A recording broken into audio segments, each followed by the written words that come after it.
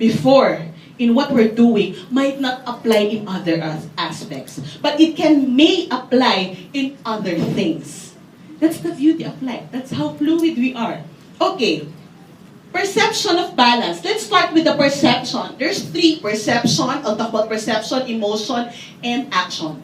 Okay, so perception. What do we think about balance? We need to have a positive mindset. Internal knot will happen if we see that every problem is a problem. I'll repeat that. The internal knot, the imbalance will just be a position of pain if we see problems as problems. But let me quote from my favorite family therapist. Problems are not the problems. Coping is the problem. Isn't it? Hindi problema yung problema. Why is it that this mom is prettier pero iniwanan siya ng asawa niya kesa itong nanay na to na may asawa naman, pareho lang sila ng number of anak? Bakit mas masungit yung isa? Bakit pareho yung problema nila? Isa nakangiti, isa hindi. Because problems are not the problem. It's how we look at the problem, and we need to see balance as an opportunity for growth. Agree? And that is the change in our perception.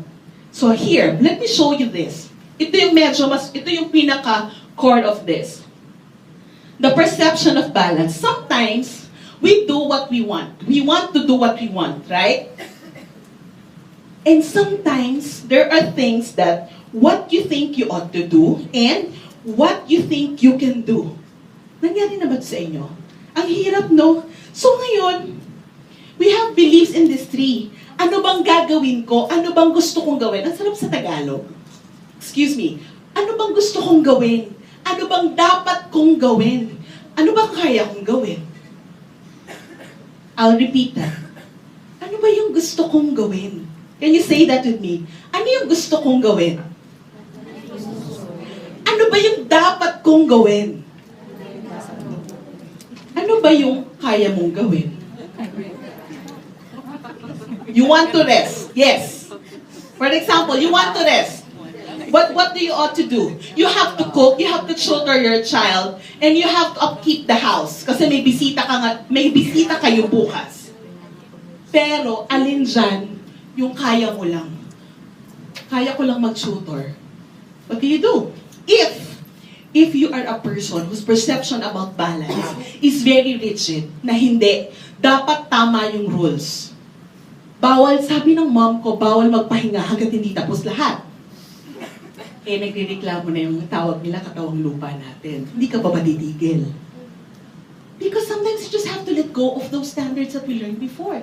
And it starts with perception. You can only help your child at that given moment. And then that's it. That's why you have to be loving to yourself.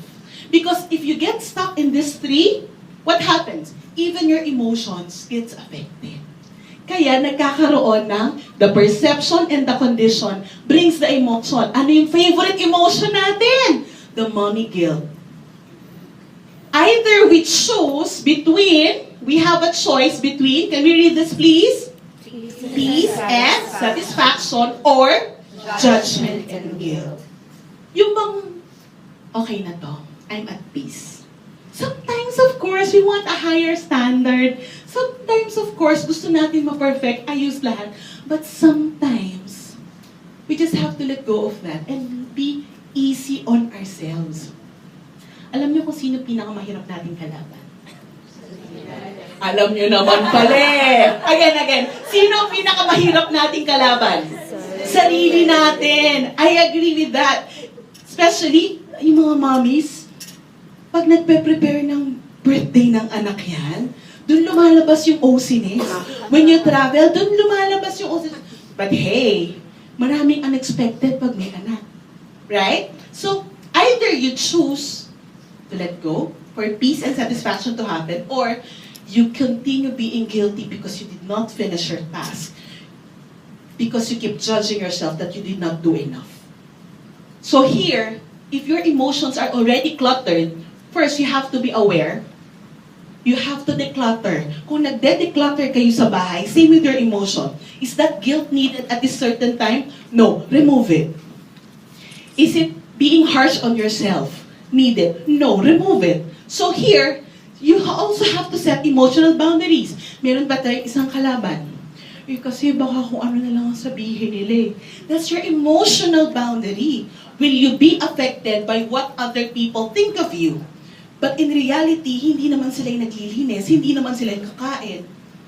Di ba we have this thinking na pag madungis yung anak? You know that? We have that. Pag madungis ang anak, reflection sa nanay, paano yung naglaro sa labas yung anak natin eh? What if they ate chocolate, then yung ice cream, and it's so good? Would you just let them miss out the fun of being dirty?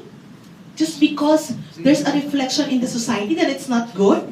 So here, you have to put emotional boundaries. I will not allow you to affect me. So, either kung ano sabihin ng in-laws, kapitbahay, you know, ha? Co-parent. Ba't ganyan yung anak mo?